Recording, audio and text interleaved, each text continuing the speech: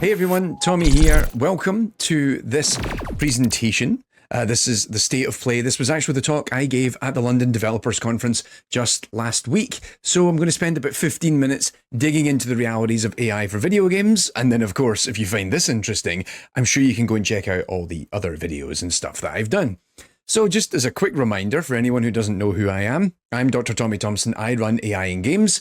And I actually run this as a consultancy business that revolves around 4 key pillars: research and technical consultancy, supporting programming and design teams during development of video games, professional training for developers and other critical business personnel, and lastly, communicating work happening inside the studio, both either to customers or shareholders within the company. But it all actually started as a YouTube channel, which is a very weird thing to say. But this is where we are, 10 years now of monthly updates detailing the fundamentals of AI in games, explaining the inner workings of many a popular title, the impact or lack thereof of research. It's amassed an audience of around 250,000 people and over 11 million views last time I checked. So yes, to the wider world, I'm a YouTuber. Don't forget to like and subscribe. I've lived a bit of a charmed life, that's for sure. I was an AI researcher and lecturer for about 10 years. I've been a gameplay programmer, I've been a game designer, and I've even worked as a technical director at studios.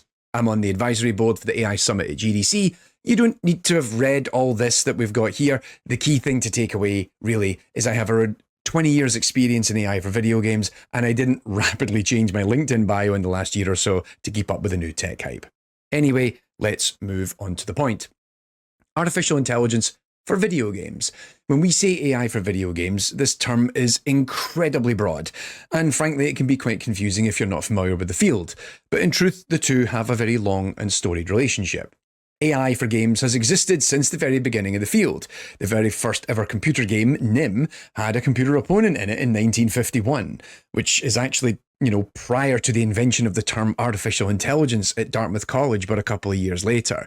Meanwhile, Speed Race by Taito, as you can see above me in 1974, was one of the earliest examples of enemy opponents that react to players in commercial games. Now, neither of these are particularly smart, but they adhere to the same principles of AI in the modern day, that they are rational, autonomous systems. And the convention of AI for opponents and adversaries very much became the norm for game development as far as the early 2000s. Things to shoot at, to overcome, or defeat, as we can see in games like Doom, Half-Life, and Fear. And almost exclusively, as these show, in the first-person shooter genre, given that was the hotness at the time. And many new innovations emerged notably as we moved into 3D, crafting the field that we now call game AI. But the AI landscape has changed drastically, notably in the past 10 years outside of gameplay. And a big part of that is deep learning. Since the early 2010s, we've seen a silent revolution happen across the industry. Many studios now use the latest innovations in deep learning, where we train models to learn from data to find ways to improve production workflows. Now, deep learning in games was actually popularized by Google DeepMind, first getting AI to play Atari games, and then, as you can see above me, by training the AlphaStar bot to become a StarCraft 2 Grandmaster. These are actually really bad examples of how the technology can be used in game productions, and I don't really have time to cover it in this video, but I have talked about this at length in previous videos on AI in games, which I will provide some links to. But since then, we've seen a huge step towards employing deep learning to solve bigger problems that are beyond the scope of classical approaches or game AI approaches. And to think of different ways that deep learning can be used in games, I came up with a short list. So we could easily talk about the bots that can play in games such as Forza, the Drivatar system, or Gran Turismo Sophie, both of them using deep learning in different ways. We have animation blending in games like The Last of Us, Hitman, and even FIFA that makes movement of characters look more realistic. We have cheat detection in games like Counter-Strike and Call of Duty, but also we have matchmaking in Dota 2 and Gears of War. We use texture upscaling either during development, such as what we see here in the Mass Effect Legendary Edition, or now we even have real-time neural upscaling in games like God of War Ragnarok. You will have navigation testing in games like Rainbow Six Siege, or gameplay balancing in For Honor, as you can see above me. And then lastly, any of you who are running on an NVIDIA GPU in the last few years, odds are you've tried using their deep learning super sampling technology.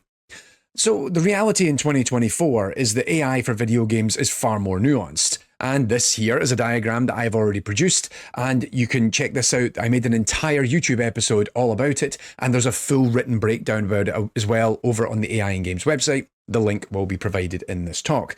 Now, critically, for most gameplay experiences, as you can see on the far left here, gameplay, NPCs, opponents and stuff like that, we still rely mostly on game AI practices from 20 years ago.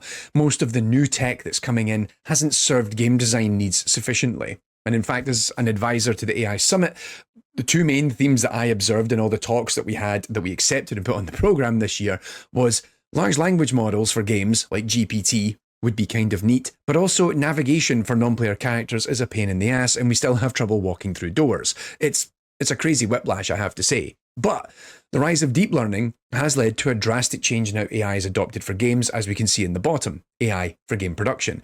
But right now, and notably for this talk, the conversation is on generative AI. Now, from the outside looking in, generative AI it's a bit of a heavy conversation. I think it's rather clouded, to say the least. A lot of people are making proclamations about how AI will impact video games. And a lot of the people that are saying that are people who come from outside the industry, perhaps people who are familiar with AI technology or are passingly familiar with video games. The narrative is suggesting that within a couple of years, you'll be able to ask GPT to write Elder Scrolls 6 for you, which I frankly doubt. Yes, a lot of this technology is really cool and we're going to dig into it, but it's not really as successful as a lot of people are making it out to be, nor is it the future, as many have also advocated.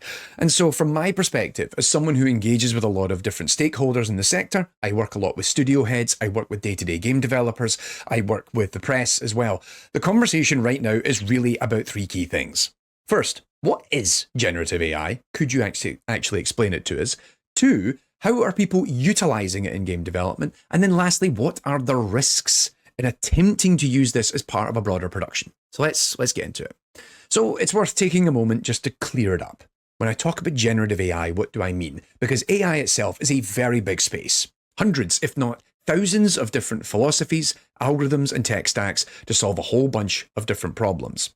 Generative AI is a specific subset of algorithms that trains a model to create content that is evocative of that which it was trained upon. So you can see above me, I've got a little bit of text from GPT, and I've also got an image that was generated using DALL-E. Now, GPT learns to write text because it was trained against text. And then similarly, DALL-E, Midjourney, Stable Diffusion, they generate images by being trained on images. And I won't get into the nuances of this, but they begin to understand basic fundamental mechanisms and qualities of the data that they're dealing with, such that it can generate better content down the line. Now, it's important to understand, really, that generative AI is actually a subset of deep learning. And deep learning is a subset of machine learning. And machine learning is just a subset of artificial intelligence as a whole. It's turtles all the way down, the idiomatic expression, not the John Green novel or the film adaptation of the John Green novel. And I bring this up for three reasons. The first is that people's opinions on what is or isn't AI shifts a lot. For some, the goalposts will shift as the quality improves. And those opinions are largely wrong. A lot of the AI tech that we envisaged as far back in the 1960s still qualifies as much to be AI as generative AI does in 2024. In fact, most of the reason for that is some of the foundational theories that come from building generative AI were first invented as far back as maybe the 70s and 80s, and they just didn't work at that time. And we finally figured out how to make that work at scale and in a way that is more practical. And the second point with this is that AI is really a lot more than the current hotness. As I said, generative AI, as we can see here in the diagram, that's the big thing everyone's talking about right now. But it is derived from deep learning, and there's still a huge amount of work in deep learning for games that we're still exploring, and fundamentally there's still huge challenges in game AI that still need to be explored. And this is useful not just for people who are interested in developing and learning about this space, but also critically for people investing in it. And let's face it, when you talk about AI in video games, still for about 95% of the industry, we're still talking about game AI. And thirdly, it's really important to think of generative AI as more or less a really intelligent parrot. Because a parrot can regurgitate information that it has seen before or heard before in a manner that might sound smart on first passing until you realize it doesn't fundamentally inherently understand what it's saying. It's just regurgitating something that someone else has already provided. And this is critical for a lot of generative AI systems. And I see this, this misrepresentation that occurs a lot. Large language models like GPT don't understand what you ask them, and they don't understand the answer they give you back either. They build a statistically likely representation of what it thinks that you passed in as input, and it will build a statistically likely answer based on that input set. There is no cognitive understanding of that entire process. So really, the thing to take away from this is it's cool, but you can't really trust it. Like I say, it's trying to mimic something that you think is cool, but it's trying to mimic something that's realistic, but it's not really there. Notice, for example, that the parrot above me actually has 3 legs. So the big question then is, how is generative AI being used in games? And this is a question I get a lot from the press and also even just across the industry. Why isn't generative AI all over games right now, especially when you compare it to other sectors? And we see examples of generative AI that often fit into 3 categories. First, there's tech demos such as InWorld or NVIDIA's ACE, which you can see above me. And these are demos where they are trying to showcase the generative AI tools that these companies have built, notably InWorld and then Convey, who have built conversational systems for NPCs, non-player characters. So these are playable experiences.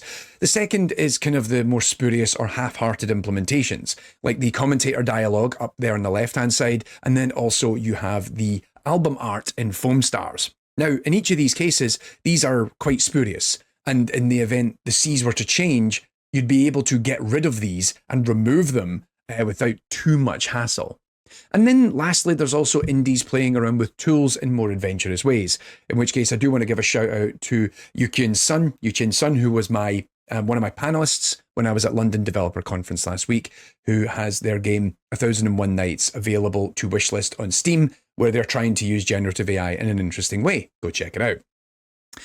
But right now, the answer is yes, it is being used, but by and large, cautiously. And one of the things I really want to stress here is I chat a lot with people across the sector. Almost every AAA company that I speak to or people I work with is playing with this technology. And many of these large companies are working on their own implementations rather than being reliant on third-party tools. And there's a reason for that, and it comes back to the risks, which we'll get to shortly. But I'm also dealing with a lot of smaller studios, indies, and even just AA's. And you tend to find that there's a lot more generative AI usage in those spaces. But critically, it tends to fall under 2 distinct categories. We have ideation and iteration. So very early phase development, when people are trying to come up with prototypes or just, basic working functional versions of a key piece of functionality or an art asset in the game, they might rely on a generative tool. Concept artists who might actually do, before they actually get into their concept art, will maybe use an image generator to help bootstrap them, give them an idea, and then they can go off and do it themselves. Or even I've seen developer teams using these tools to create mood boards because that allows them to do it much faster than maybe going out and trying to find the appropriate art. And then they'll maybe use it for early phase iteration, and then they stop. And that's largely due to the risks, and we'll come back to that in a second. And so, yeah, like we're seeing a lot of this stuff, but often I'm not actually seeing a lot of the tools that are being argued for. Really what I'm seeing is people use GPT, of Stable Diffusion, or Midjourney, or DALL-E. They're using the more broader generative AI tools. And what I often see is square pegs being slammed into round holes. Or is it round pegs being smashed into square hole? Both of them apply, equally relevant. You then think, well, hang on, what about the myriad of other generative AI companies out there making tools for game developers? Like when investors publish graphics like this one. You'd think everyone is using them.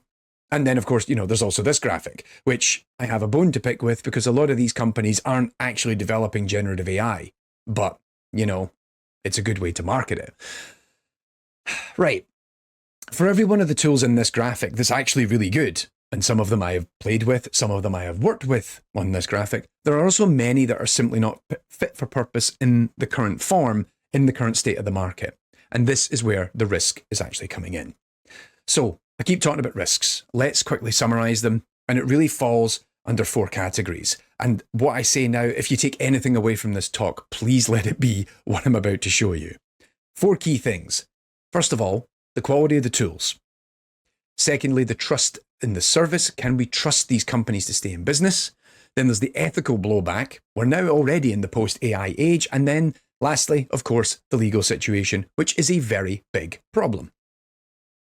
So, frankly, the first big problem is a lot of the tools simply aren't good enough. A lot of the tools that you see out there, and I've spent a lot of time researching and exploring these tools, a lot of them don't suit production workflows to make it easy to adopt them.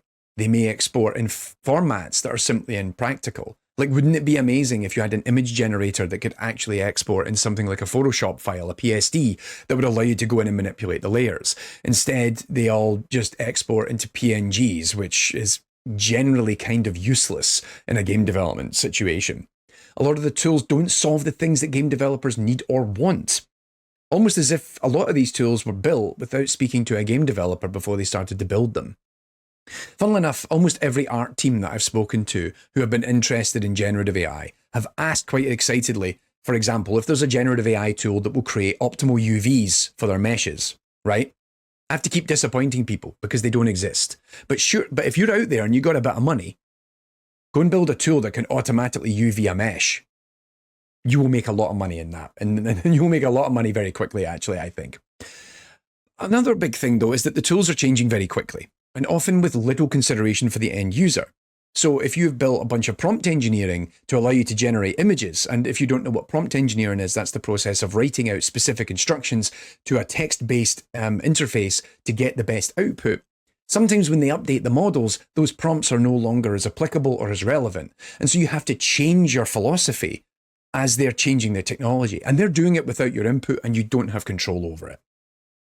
Now, it's worth saying that a new wave of generative AI is coming in, and this has got me more excited because we're seeing really cool tools that are actually relevant for developers, and people could actually use them in really relevant ways. And in fact, when I gave this talk at the London Developers Conference, my previous speaker was from Roblox. Roblox arguably has some of the best generative AI tools for creators in the market, which is kind of bonkers because you think versus everybody else. But yeah, Roblox. But I want to get on to the next main thing, and that's trust. Because all these tools are tied down by the companies that sell them. Now, what do I mean by that? Right, let's dig into it. Most generative AI tools are online based and rely on you paying a monthly license or maybe pay-as-you-go credits to use their services. And this is a big problem for two distinct reasons. The first is that you can't buy an enterprise license that lets you use the tool in perpetuity. If you ever look at a lot of game development tools, a lot of the licenses that are built around them allows for a company to buy it once, and then they have it at an enterprise scale and it's sorted for the perpetuity of the project, right? And they will have full ownership and access of it. And then the other big problem is that you're at the mercy of the provider. So as I said, a lot of this stuff is online. Stable Diffusion, GPT, etc., they're all online. And so what happens if you're paying money to these companies and they simply turn off the servers? You're in trouble. And these are major, major risks, especially for games with multi-year development cycles. Can you trust that the tool that you're actually buying at this stage is still going to do the job that you want for it to do several years into the development process, notably given the fact that that the tool is changing as you're trying to build a game? And then actually I'd say the bigger problem is the company still going to exist by the time you ship? Now, you might think this sounds a bit mad. There's hundreds of millions of dollars being thrown at these companies, but it's important to know how that money is being spent. So you might have seen this story just last week, or 2 weeks ago, I guess, given I originally wrote this talk last week, all about Stability AI. They are the creators of Stable Diffusion, and they also create a number of other image generators and text generators, 3D model generators. They make a whole bunch of different generative models. They spent over $150 million in 2023 to bring in $11 million in revenue. And they had $4 million in the bank at the end of last year. Now, this original story broke in Forbes, but it was actually pointing out a lot of problems that are existing at that company. But critically, one of the things that they did point out was that the company spent $99 million on compute in 2023. That's around $270,000 a day. And then they also then spent the rest of it on, I think they spent around $55 million on staffing. Now, sure, you do you get your money. But this isn't an outlier. A lot of these companies are invested to the tunes of hundreds of millions of dollars because they need about 60 to 70% of that capital just to pay for the compute cost. Generative AI models are very, very large in scale. They require a significant amount of compute in order to store them, to process them, to train them, and maintain them. And that is going to be prohibitively expensive. So you have to then think, what's the business plan that's going to allow for their survival?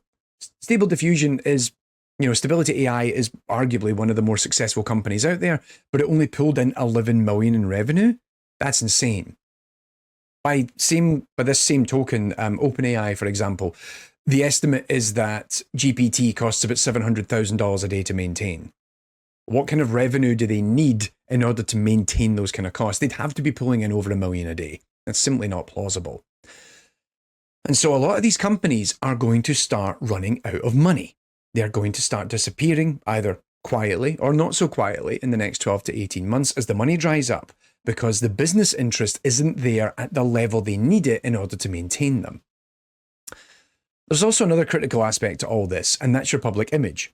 While a lot of generative AI is, really cool and interesting, and it has the potential to do some really cool stuff, it's very quickly, developed a bad reputation. And a lot of that is somewhat justified.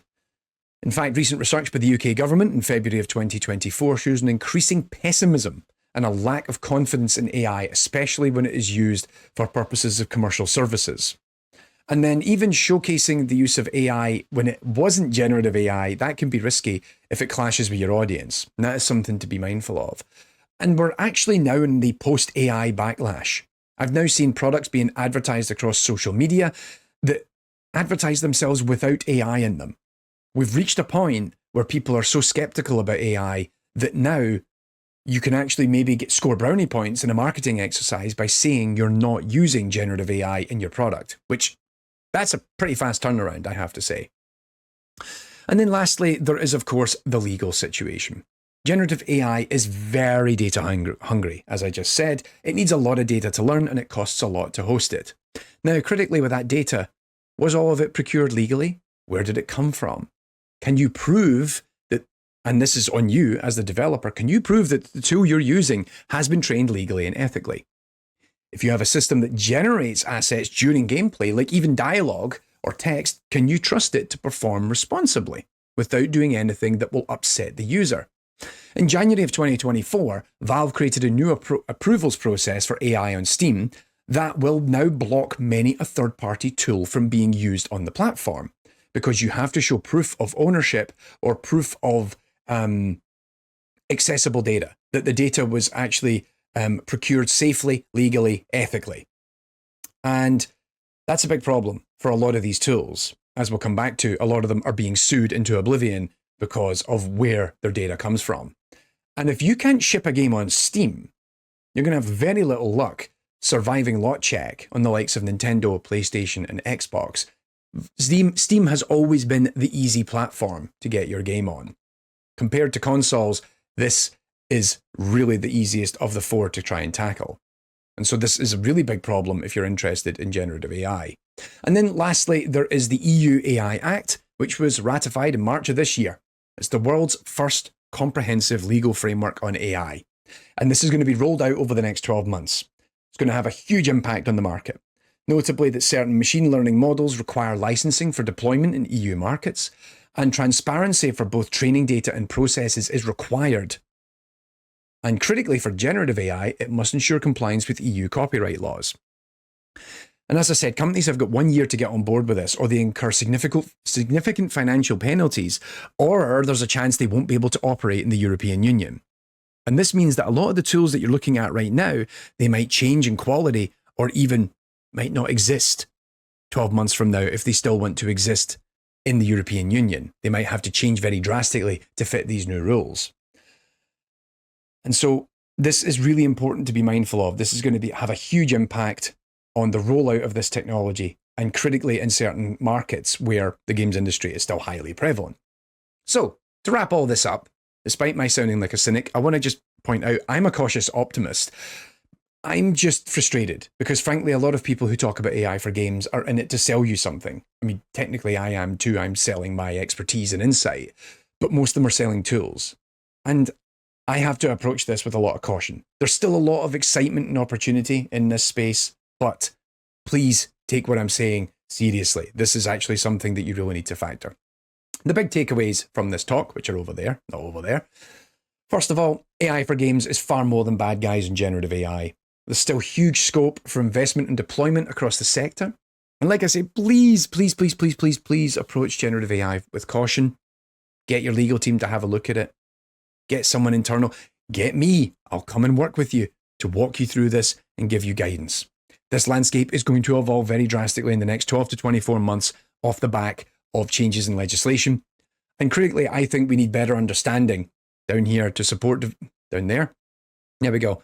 To support developers such that you're aware of the risks in using a specific AI tool or approach. Still a lot of cool opportunities though in AI for games. Otherwise, I wouldn't still be here. But that's a talk for another time. And on that note, thank you for listening to this breakdown. It's a little bit longer than the original talk, but I had a chance to breathe a little bit.